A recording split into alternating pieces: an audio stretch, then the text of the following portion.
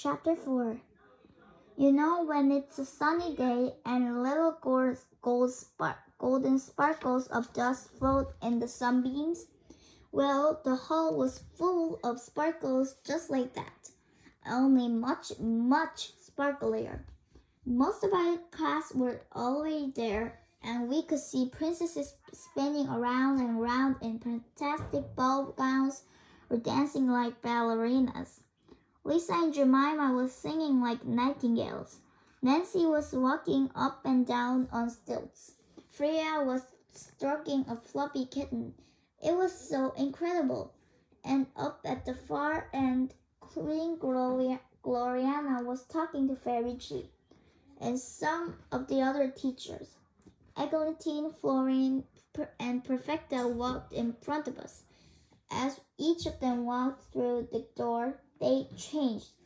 Eglantine suddenly has heaps and heaps of long golden curls, and Florine pushed her out of the way.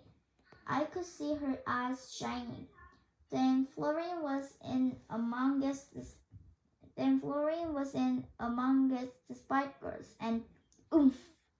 She was wearing the highest high-heeled shoes ever, and they were covered in glittering jewels, and she wasn't wobbling even the tiniest bit as she walked.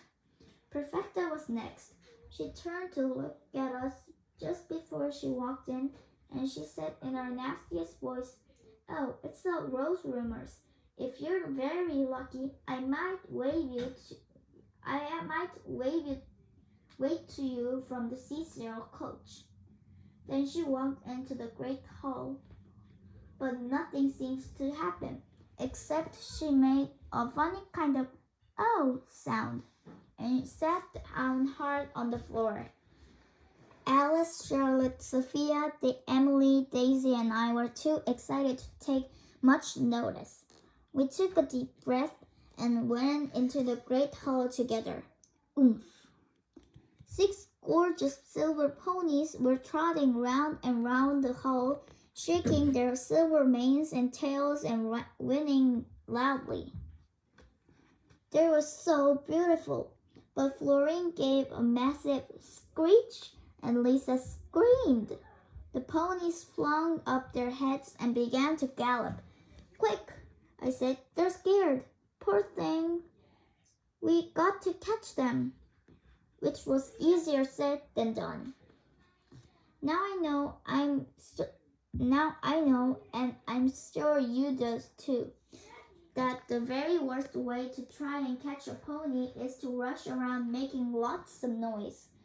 We know it, but it looks like if absolutely none of my classmates did. Freya whistled at them. Florine went on screeching.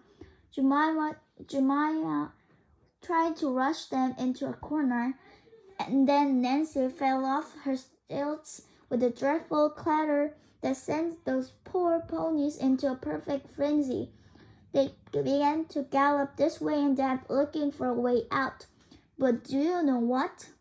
Even though they were horribly frightened, they were not really careful not to crash into anyone.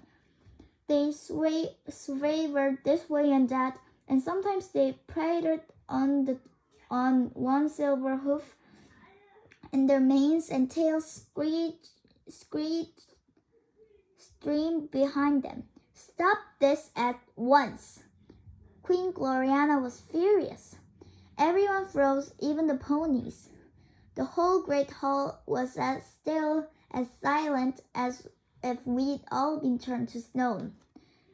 "Who is responsible for this ridiculous state of affairs?" Our head teacher's voice was as cold as ice, and I felt totally terrible. I just wished and wished the floor would open and swallow me. But I also knew I had to own up. My knees were like jelly as I croaked. "It was me, Your Majesty." "Princess Katie, I'm deeply disappointed in you," Queen Gloriana snapped, and her eyes were possibly flashing. I hung my head. "This is the most shocking But she was interrupted. Princess Perfecta walked calmly up to her headmistress, sank into a deep curtsy, and spoke in a grown-up voice we'd ever heard her use before. If you please, your majesty, the fault was not international. Our beloved Princess Katie meant no harm. Her wish was for the good of school. And if your majesty will be gracious enough to permit me, I will explain.